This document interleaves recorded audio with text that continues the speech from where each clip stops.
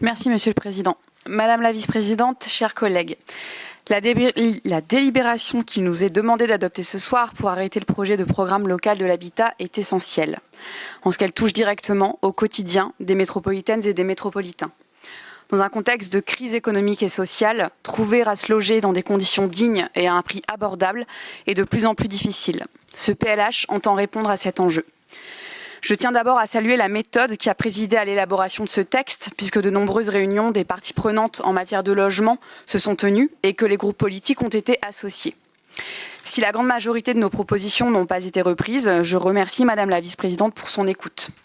C'est une délibération importante, donc pas tout à fait satisfaisante.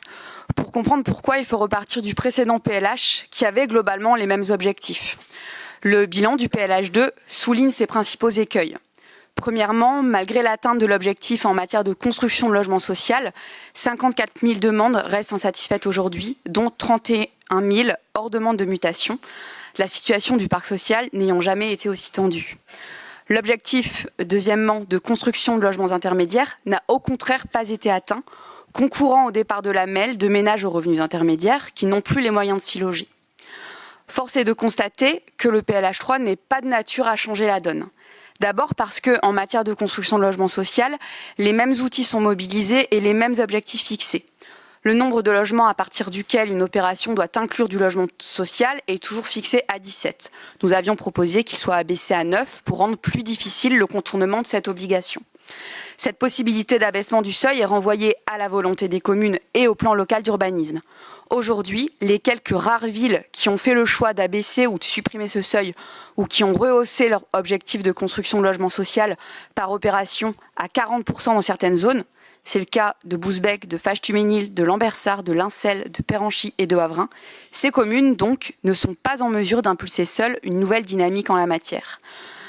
De même, contrairement à notre demande, ne sont pas rehaussés les objectifs en matière de construction de logements très sociaux dans les quartiers les moins fragiles. Ces logements très sociaux, pourtant, sont ceux auxquels une grande majorité des demandeurs de logement social sont éligibles et qui manquent cruellement sur notre territoire. Dans ces conditions, on ne voit pas comment une partie du parc privé ne resterait pas du parc social de fait dans une forme dégradée. Ensuite, le bât blesse en matière de logements intermédiaires. C'est une solide politique antispéculative dont la MEL devrait se doter.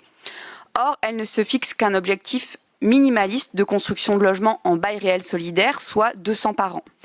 Pour rappel, le BRS permet de déconnecter le prix des murs et le prix du foncier, de diminuer les prix de location ou d'accession et d'éviter toute spéculation.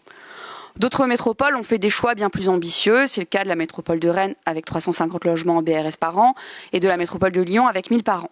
Nous avons plaidé sans succès pour un objectif de 700 par an sur le territoire de la MEL. La MEL continue de parier sur le prêt social location-accession, outil bien moins puissant puisque ces clauses antispéculatives ne sont que temporaires. Rien dans ce PLH n'est de nature à mettre un coup d'arrêt à une tendance lourde sur notre territoire, la montée en puissance du logement comme un produit fiscal comme un autre. En effet, 70% des biens sont achetés pour être loués, générant des revenus très souvent défiscalisés et sans que les propriétaires n'assument toujours consciencieusement leur devoir de bailleur. Nous nous inquiétons également des opérations comptabilisées par territoire, qui ne correspondent pas toujours à des projets connus des communes et dont la concrétisation est sujette à caution.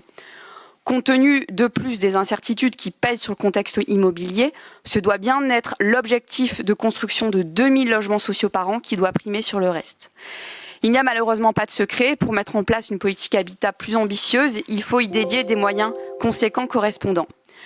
Pour la maîtrise foncière, pour une aide à la pierre rehaussée en faveur de certaines typologies de logements et de logements très sociaux, et au-delà des aides à la pierre que l'État délègue à la MEL, pour un office foncier solidaire plus puissant. On sait que l'équilibre financier des opérations est un totem souvent brandi.